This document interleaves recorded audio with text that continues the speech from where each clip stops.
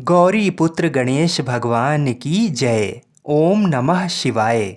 बोलिए शंकर पार्वती भगवान की जय। मित्रों, आज सावन का 7वां सोमवार है और ये सोमवार सावन मास में पड़ रहा है। कहते हैं कि इस दिन भगवान शिव और माता पार्वती की कथा और सावन के सोमवार की व्रत कथा को सुनने से मनुष्य के सभी संकट कट जाते हैं और मनोकामनाओं की पूर्ति होती है। तो आज मैं आपको सुना रहा हूँ भगवान शिव और माता पार्वती की बड़ी ही दुर्लभ कथा। तो इस कथा को बड़ी श्रद्धा और प्रसन्न चित मन से पूरा अवश्य सुनिएगा। भगवान श्री कार्तिकेय जी शिव पार्वती जी के पुत्र हैं तथा सदैव बालक रूप ही रहते हैं, परंतु उनके इस बालक स्वरूप का भी एक रहस्य है। एक बार शंकर भगवान ने पार्वती जी के साथ जुआ खेलने की अभिलाषा प्रकट की। खेल में भगवान शंकर जी अपना सब कुछ हार गए। हारने के बाद भोलेनाथ जी अपनी लीला को रचते हुए पत्तों के वस्त्र पहनकर गंगा के तट पर चले गए। कार्तिकेय जी को जब सारी बात पता चली तो वह माता पार्वती से समस्त वस्तुएं वापस लेने के लिए आए। इस बार खेल में पार्वती जी हार गईं तथा कार्तिकेय जी शंकर जी का सारा सामान लेकर वापस चले गए। अब इधर पार्वती जी भी चिंतित हो गईं कि सारा सामान भी गया तथा पति भी दूर हो गए। पार्वती जी ने अपनी व्यथा अपने प्रिय पुत्र गणेश जी को बताई तो मात्र भक्त गणेश जी स्वयं जुआ खेलने शंकर भगवान जी के पास पहुँचे। गणेश जी इस खेल में जीत गए और लौटकर अपनी जीत का समाचार अपनी माता पार्वती को सुनाया। इस पर पार्वती जी बोलीं कि उन्हें अपने पिता को साथ लेकर आना चाहिए था। गणेश जी फिर भोलेनाथ जी की खोज करने निकल पड़े। भोलेनाथ जी से उनकी भेंट हरिद्वार में हुई। उस समय भोलेनाथ भगवान विष्णु जी व कार्तिकेय जी के साथ भ्रमण कर रहे थे।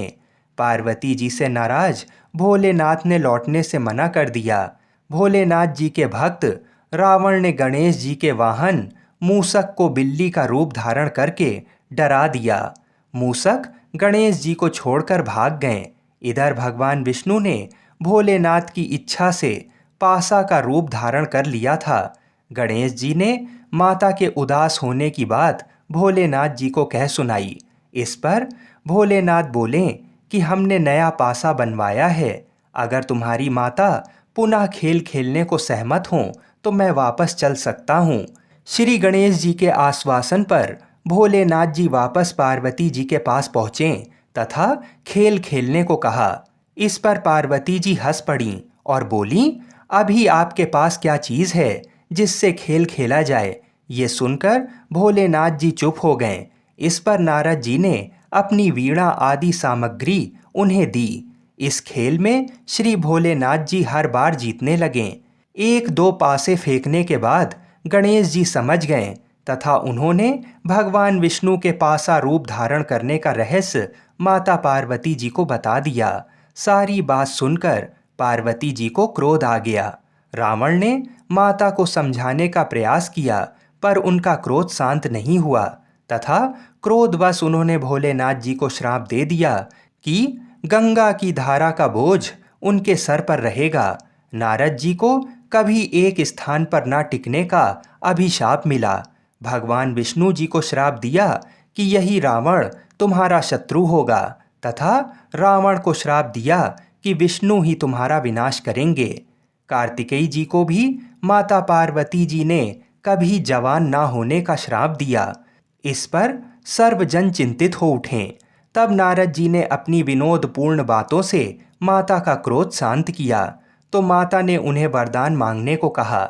नारद जी बोले कि आप सभी को वरदान दें तभी मैं वरदान लूंगा। पार्वती जी सहमत हो गईं। तब भगवान शंकर जी ने कार्तिक शुक्ल के दिन जुए में विजयी रहने वालों को वर्ष भर विजयी बनाने का वरदान मांगा। भगवान विष्णु जी ने अपने प्रत्येक छोटे बड़े कार्य में सफलता का वर मांगा, परंतु कार्तिकेय जी ने सदा बालक रहने का ही वर मांगा तथा कहा, मुझे विषय वासना का संसर्ग ना हो तथा सदा भगवत स्मरण में लीन रहूं। अंत में नारद जी ने देवर्षि होने का वरदान मांगा। माता पार्वती जी ने रावण को समस्त वेदों की सुविस्तृत व्याख्या देते हुए सबके लिए तथास्तु कहा। कार्तिकेय जी के जन्म के पहले जब तारकासुर के अत्याचार से सभी देवता पीड़ित थे, तभी भगवान शंकर जी ने पार्वती जी का पाणी ग्रहण किया था और तब 6 मुख वाले कार्तिकेय जी का जन्म हुआ था। उन्होंने ही तारकासुर का वध किया था। बोलिए शंकर पार्वती भगवान की जय। आइए अब मनोकामनाओं को पूरी करने वाली सावन के सोमवार की दूसरी व्रत कथा को सुनते हैं। एक साहूकार था जो भगवान शिव का अनन्य भक्त था। उसके पास धन धान किसी भी चीज की कमी नहीं थी, लेकिन उसकी कोई संतान नहीं थी और वह इसी कामना को लेकर रोज शिव जी के मंदिर जाकर दीपक जलाता था। उसके इस भक्ति भाव को देखकर एक दिन माता पार्वती ने शिव जी से कहा कि प्रभु, ये साहूकार आपका अनन्य भक्त है, इसको किसी बात का कष्ट है तो आपको इसे अवश्य दूर करना चाहिए। शिव जी बोले, हे पार्वती, इस साहूकार के पास पुत्र नहीं है, ये इसी से दुखी रहता है। माता पार्वती कहती हैं कि हे ईश्वर, कृपा करके इसे पुत्र का वरदान दे दीजिए। तब भोलेनाथ ने कहा कि हे पार्वती, साहूकार के भाग में पुत्र का योग नहीं है। ऐसे में अगर इसे पुत्र प्राप्ति का वरदान मिल भी गया तो वह केवल 12 वर्ष की आयु तक ही जीवित रहेगा। ये सुनने के बाद भी माता पार्वती ने कहा, हे प्रभु, आपको इस साहूकार को पुत्र का वर देना ही होगा, अन्यथा भक्त क्यों आपकी सेवा या पूजा करेंगे। माता के बार बार कहने से भोलेनाथ ने साहूकार को पुत्र का वरदान दिया, लेकिन ये भी कहा कि वह केवल 12 वर्षों तक ही जीवित रहेगा। साहूकार ये सारी बातें सुन रहा था, इसलिए उसे ना तो खुशी हुई और ना ही दुख। वह पहले की तरह भोलेनाथ की पूजा अर्चना करता रहा। उधर सेठानी गर्भवती हुई और 9वें महीने उसे सुंदर से बालक की प्राप्ति हुई। परिवार में खूब हर्षोल्लास मनाया गया, लेकिन साहूकार पहले की तरह रहा और उसने बालक की 12 वर्ष की आयु का जिक्र किसी से भी नहीं किया। जब बालक 11 वर्ष की आयु का हो गया तो एक दिन साहूकार की सेठानी ने बालक के विवाह के लिए कहा, तो साहूकार ने कहा कि वह अभी बालक को पढ़ने के लिए काशी भेजेगा। इसके बाद उसने बालक के मामा जी को बुलाया और कहा कि इसे काशी पढ़ने के लिए ले जाओ और रास्ते में जिस भी स्थान पर रुकना वहाँ यज्ञ करते और ब्राह्मणों को भोजन कराते हुए आगे बढ़ना। वे लोग ये सब करते हुए ही आगे बढ़ रहे थे कि रास्ते में एक राजकुमारी का विवाह था। जिससे उसका विवाह होना था वह एक आँख से काना था। तो उसके पिता ने जब अति सुंदर साहूकार के बेटे को देखा तो उनके मन में आया कि क्यों ना इसे ही घोड़ी पर बिठाकर शादी के सारे कार्य संपन्न करा दिए जाएं। तो उन्होंने मामा से बात की और कहा कि इसके बदले में वह अथाह धन देंगे, तो वह भी राजी हो गया। इसके बाद साहूकार का बेटा विवाह की वेदी पर बैठ गया और जब विवाह कार्य संपन्न हो गया तो जाने से पहले उसने राजकुमारी की चुंदरी के पल्ले पर लिखा कि तेरा विवाह तो मेरे साथ हुआ है, लेकिन जिस राजकुमार के साथ भेजेंगे वह तो एक आँख का काना है। इसके बाद वह अपने मामा के साथ काशी के लिए चला गया। उधर जब राजकुमारी ने अपनी चुनरी पर यह लिखा हुआ पाया तो उसने राजकुमार के साथ जाने को मना कर दिया। तो राजा ने भी अपनी पुत्री को बारात के साथ विदा नहीं किया। बारात वापस लौट गई। उधर मामा और भांजे काशी पहुंच गए थे। एक दिन जब मामा ने यज्ञ रचा रखा था और भांजा बहुत देर तक बाहर नहीं आया तो मामा ने अंदर जाकर देखा तो भांजे के प्राण निकल चुके थे। वह बहुत परेशान हुए, लेकिन सोचा कि अभी रोना पीटना मचाया तो ब्राह्मण चले जाएंगे और यज्ञ का कार्य अधूरा रह जाएगा। जब यज्ञ संपन्न हुआ तो मामा ने रोना पीटना शुरू किया। उसी समय शिव पार्वती उधर से जा रहे थे तो माता पार्वती ने शिव जी से पूछा कि हे प्रभु, ये कौन रो रहा है। तभी उन्हें पता चलता है कि ये तो भोलेनाथ के आशीर्वाद से जन्मा साहूकार का पुत्र है। तब माता पार्वती कहती हैं कि हे स्वामी, इसे जीवित कर दें, अन्यथा रोते रोते इसके माता पिता के प्राण निकल जाएंगे। तब भोलेनाथ ने कहा कि हे पार्वती, इसकी आयु इतनी ही थी, सो वह भोग चुका। लेकिन माँ के बार बार आग्रह करने पर भोलेनाथ ने उसे जीवित कर दिया। लड़का ओम नमः शिवाय कहते हुए जी उठा और मामा भांजे दोनों ने ईश्वर को धन्यवाद दिया और अपनी नगरी को ओर लौट गए। रास्ते में वही नगर पड़ा और राजकुमारी ने उन्हें पहचान लिया। तब राजा ने राजकुमारी को साहूकार के बेटे के साथ बहुत सारा धन्य धान दे के विदा किया। उधर साहूकार और उसकी पत्नी छत पर बैठे थे। उन्होंने ये प्रण कर रखा था कि यदि उनका पुत्र सकुशल ना लौटा तो वह छत से कूदकर अपने प्राण त्याग देंगे। तभी लड़के के मामा ने आकर साहूकार के बेटे और बहू के आने का समाचार सुनाया, लेकिन वे नहीं माने। तो मामा ने शपथ पूर्वक कहा। तब तो दोनों को विश्वास हो ही गया और दोनों ने अपने बेटे बहू का स्वागत किया। उसी रात साहूकार को स्वप्न में शिव जी ने दर्शन दिया और कहा कि तुम्हारे पूजन से मैं प्रसन्न हुआ। इसी प्रकार जो भी व्यक्ति इस कथा को पढ़ेगा या सुनेगा उसके समस्त दुख दूर हो जाएंगे और मनोवांछित सभी मनोकामनाओं की पूर्ति होगी। बोलिए श्री शंकर पार्वती भगवान की जय। बोलिए श्री राधा कृष्ण भगवान की जय। बोलिए श्री तुलसी शालिग्राम जी की जय। हर हर महादेव। तो आज मैं आपको सुना रहा हूँ भगवान शिव और माता पार्वती की बड़ी ही दुर्लभ कथा। तो इस कथा को बड़ी श्रद्धा और प्रसन्न चित्त मन से पूरा सुनिएगा। एक बार की बात है, माता पार्वती शिव जी को पति रूप में प्राप्त करने के लिए घोर तप कर रही थीं। उनके तप को देखकर देवताओं ने शिव जी से देवी की मनोकामना को पूर्ण करने की प्रार्थना की।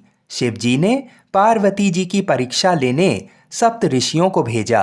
सप्त ऋषियों ने शिव जी के सैकड़ों अवगुण गिनाए, पर पार्वती जी को महादेव के अलावा किसी और से विवाह मंजूर नहीं था। सज्जनों, विवाह से पहले सभी वर अपनी भावी पत्नी को लेकर आश्वस्त होना चाहते हैं। इसलिए शिव जी ने स्वयं भी पार्वती जी की परीक्षा लेने की ठानी। भगवान शंकर प्रकट हुए और पार्वती जी को वरदान देकर अंतर्ध्यान हुए। इतने में पार्वती माता जहां तप कर रही थीं, वहीं पास में तालाब में मगरमच्छ ने एक लड़के को पकड़ लिया। लड़का जान बचाने के लिए चिल्लाने लगा। पार्वती जी से उस बच्चे की चीख सुनी नहीं गई। द्रवित हृदय होकर वह तालाब पर पहुंची। देखती हैं कि मगरमच्छ लड़के को तालाब के अंदर खींच कर ले जा रहा है। लड़के ने देवी को देखकर कहा, मेरी ना तो माँ है, ना बाप, ना कोई मित्र। माता, आप मेरी रक्षा करें। पार्वती जी ने कहा, हे मगरमच्छ, इस लड़के को छोड़ दो। मगरमच्छ बोला, दिन के छठे पहर में जो मुझे मिलता है उसे अपना आहार समझकर स्वीकार करना मेरा नियम है। ब्रह्मदेव ने दिन के छठे पहर इस लड़के को भेजा है, मैं इसे क्यों छोड़ूं? पार्वती जी ने विनती की, तुम इसे छोड़ दो, बदले में तुम्हें जो चाहिए वह मुझसे कहो। मगरमच्छ बोला, एक ही शर्त पर मैं इसे छोड़ सकता हूँ। आपने तप करके महादेव जी से जो वरदान लिया है, यदि उस तप का फल मुझे दे दो तो मैं इसे छोड़ दूंगा। पार्वती जी तुरंत तैयार हो गईं। उन्होंने कहा, मैं अपने तप का फल तुम्हें देने को तैयार हूँ, लेकिन तुम इस बालक को छोड़ दो। मगरमच्छ ने समझाया, सोच लो देवी, जोश में आकर संकल्प मत करो। हजारों वर्षों तक जैसा तप किया है वैसा देवताओं के लिए भी संभव नहीं है। उसका सारा फल इस बालक के प्राणों के बदले चला जाएगा।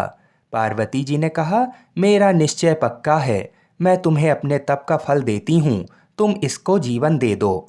मगरमच्छ ने पार्वती जी से तप दान करने का संकल्प करवाया। तप का दान होते ही मगरमच्छ का देह तेज से चमकने लगा।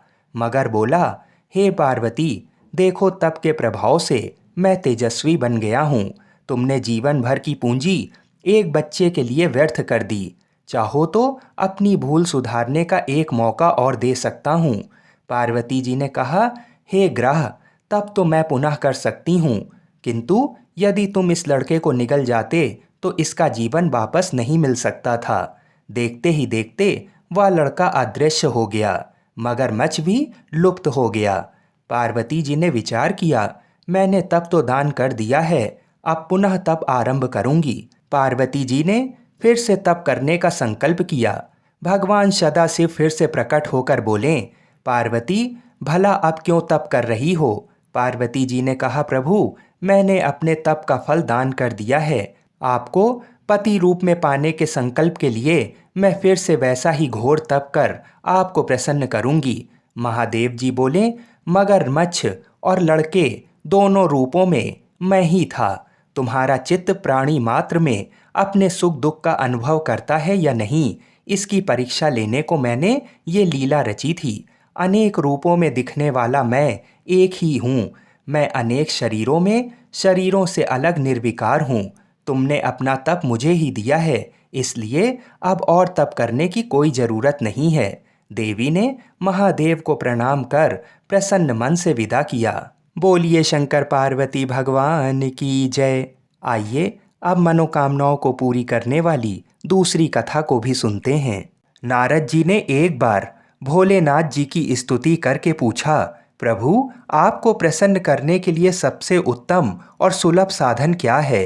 हे त्रिलोकीनाथ, आप तो निर्विकार और निष्काम हैं। आप सहज ही प्रसन्न हो जाते हैं।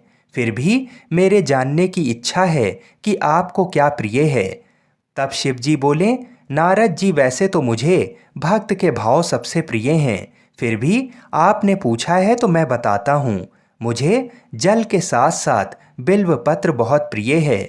जो अखंड बिल्व पत्र मुझे श्रद्धा से अर्पित करते हैं, मैं उन्हें अपने लोक में स्थान देता हूँ। नारद जी भगवान शंकर और माता पार्वती की वंदना कर अपने लोक को चले गए। उनके जाने के पश्चात पार्वती जी ने शिव जी से पूछा, हे प्रभु, मेरी ये जानने की बड़ी तीव्र इच्छा हो रही है कि आपको बेलपत्र इतना प्रिय क्यों है। कृपा करके मेरी जिज्ञासा को शांत करिए। तब शिव जी बोले, हे शिवे, बिल्व के पत्ते मेरी जटा के समान हैं। उसका त्रिपत्र यानी 3 पत्ते ऋग्वेद, यजुर्वेद और सामवेद हैं। शाखाएं समस्त शास्त्र का स्वरूप हैं। बिल्व वृक्ष को आप पृथ्वी का कल्प वृक्ष समझें, जो ब्रह्मा विष्णु शिव स्वरूप हैं। हे पार्वती, स्वयं महालक्ष्मी ने शैल पर्वत पर बिल्व वृक्ष रूप में जन्म लिया था। इस कारण भी बेल का वृक्ष मेरे लिए अति प्रिय है। महालक्ष्मी ने बिल्व का रूप धरा, ये सुनकर पार्वती जी कौतूहल में पड़ गईं। पार्वती जी कौतूहल से उपजी जिज्ञासा को रोक ना पाईं। उन्होंने पूछा, देवी लक्ष्मी ने आखिर बिल्व वृक्ष का रूप क्यों लिया? आप ये कथा विस्तार से कहें। भोलेनाथ ने देवी पार्वती को कथा सुनाना शुरू किया। हे देवी, सतयुग में ज्योति रूप में मेरे अंश का रामेश्वर लिंग था। ब्रह्मा आदि देवों ने उसका विधिवत पूजन अर्चन किया था। इसका परिणाम ये हुआ कि मेरे अनुग्रह से वाणी देवी सबकी प्रिय हो गईं। वह भगवान विष्णु को सतत प्रिय हो गईं। मेरे प्रभाव से भगवान केशव के मन में वाग देवी के लिए जितनी प्रीत उपजी हुई, वह स्वयं लक्ष्मी जी को नहीं भाई। लक्ष्मी देवी का श्री हरि के प्रति मन में कुछ दुराव पैदा हो गया। वह चिंतित और रुष्ट होकर चुपचाप परम उत्तम श्री शैल पर्वत पर चली गईं। वहां उन्होंने तप करने का निर्णय किया और उत्तम स्थान का चयन करने लगीं। महालक्ष्मी ने उत्तम स्थान का निश्चय करके मेरे लिंग विग्रह की उग्र तपस्या प्रारंभ कर दी। उनकी तपस्या कठोरतम होती जा रही थी। हे परमेश्वरी, कुछ समय बाद महालक्ष्मी जी ने मेरे लिंग विग्रह से थोड़ा ऊर्ध्व में एक वृक्ष का रूप धारण कर लिया। अपने पत्तों और पुष्प द्वारा निरंतर मेरा पूजन करने लगीं। इस तरह महालक्ष्मी ने 1 करोड़ वर्ष तक घोर आराधना की। अंततः उन्हें मेरा अनुग्रह प्राप्त हुआ। मैं वहां प्रकट हुआ और देवी से इस घोर तप की आकांक्षा पूछकर वरदान देने को तैयार हुआ। महालक्ष्मी ने मांगा कि श्री हरि के हृदय में मेरे प्रभाव से वाग देवी के लिए जो स्नेह हुआ है वह समाप्त हो जाए। शिव जी बोले, मैंने महालक्ष्मी को समझाया कि श्री हरि के हृदय में आपके अतिरिक्त किसी और के लिए कोई प्रेम नहीं है। वाग देवी के प्रति उनका प्रेम नहीं अपितु श्रद्धा है। ये सुनकर लक्ष्मी जी प्रसन्न हो गईं और पुनः श्री विष्णु के हृदय में स्थित होकर निरंतर उनके साथ विहार करने लगीं। हे पार्वती, महालक्ष्मी के हृदय का एक बड़ा विकार इस प्रकार दूर हुआ था। इस कारण हरि प्रिया उसी वृक्ष रूप में सर्वदा अतिशय भक्ति से भरकर यत्नपूर्वक मेरी पूजा करने लगीं। हे पार्वती, इसी कारण बिल्व का वृक्ष, उसके पत्ते, फल फूल आदि मुझे बहुत प्रिय हैं। मैं निर्जन स्थान में बिल्व वृक्ष का आश्रय लेकर रहता हूँ। बिल्व वृक्ष को सदा सर्वतीर्थमय एवं सर्वदेवमय मानना चाहिए, इसमें तनिक भी संदेह नहीं है। बिल्व पत्र, बिल्व फूल, बिल्व वृक्ष अथवा बिल्व काष्ठ के चंदन से जो मेरा पूजन करता है वह भक्त मेरा प्रिय है।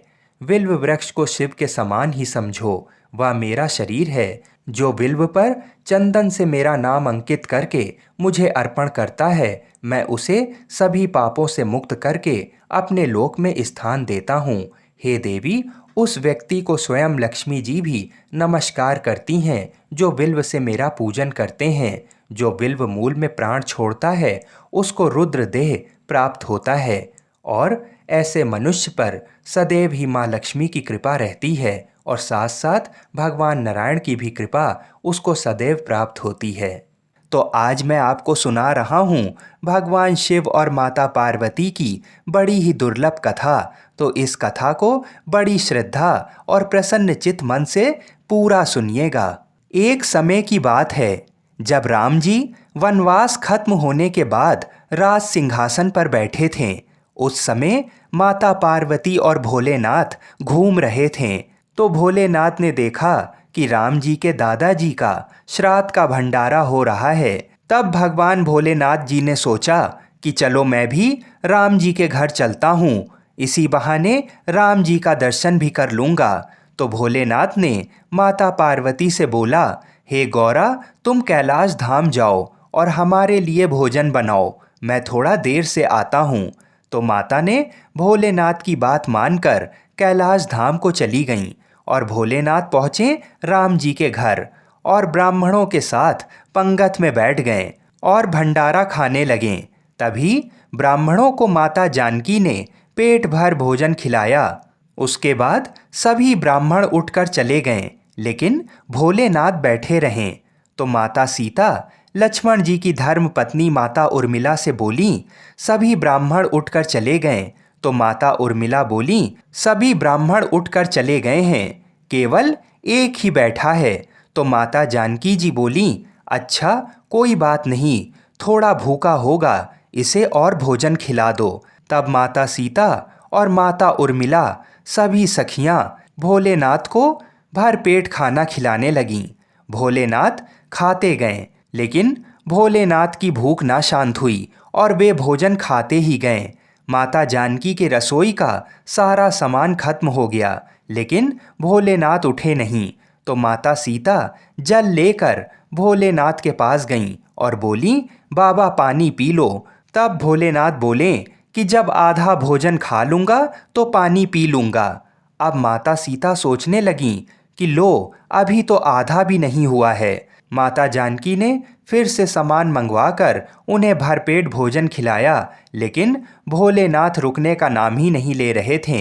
इतनी देर में माता कैकेयी आ गईं और बोली, क्या हुआ बेटी, तुम लोग परेशान लग रही हो। तो जानकी माता बोली, माता सभी ब्राह्मण उठकर चले गए, केवल एक यही बचा है जो उठने का नाम ही नहीं ले रहा है, अब मैं क्या करूं। तो माता कैकेयी ने फिर से सामान मंगाया। इतने में भोलेनाथ ने आवाज़ लगाई, लेते आओ माता, बहुत जोर की भूख लगी है। तो माता जानकी जी बोली, बाबा अभी तो आटा सना है, थोड़ी पूड़ी पका लूँ फिर लेकर आती हूँ। तब भोलेनाथ जी बोले, आटा ही लेते आओ। अब तो भोलेनाथ ने सब आटा दाल चावल सभी को रसोई घर में जाने से पहले ही उसे ख़त्म कर दिया। माता सीता हार कर दौड़ी दौड़ी राम जी के पास गईं। तो राम जी बोले, क्या हुआ जानकी, इतनी परेशान क्यों हो।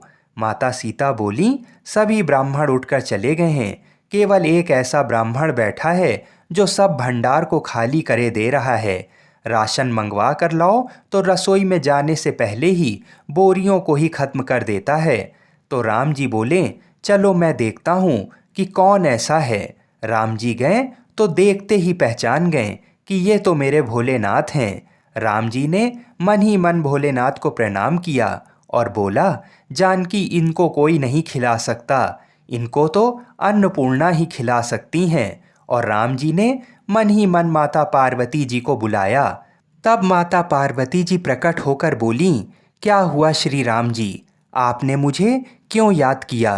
तो राम जी बोले, माता ये बाबा तो उठने का नाम ही नहीं ले रहे हैं, जरा देखिए तो। माता पार्वती जी बोलीं कि इन्होंने तो कहा था कि पार्वती तुम कैलाश पर खाना बनाओ, दोनों साथ में खाएंगे, और स्वामी स्वयं यहाँ पे खा रहे हैं। तो माता पार्वती जी बोलीं, मैं देखती हूँ, रुको। और माता ने एक लड्डू भोलेनाथ जी की थाली में रख दिया। भोलेनाथ उस लड्डू को खाने लगे। अब तो भोलेनाथ खाते गए, लेकिन लड्डू खत्म हो ही नहीं रहा था। भोलेनाथ ने सोचा, ये लड्डू खत्म क्यों नहीं हो रहा है, और ये तो जाना पहचाना लड्डू लग रहा है। भोलेनाथ जी ने सोचा कि ये कौन सा लड्डू माता सीता उन्हें खिला रही हैं। तब उन्होंने नजर उठाकर माता सीता को देखना चाहा।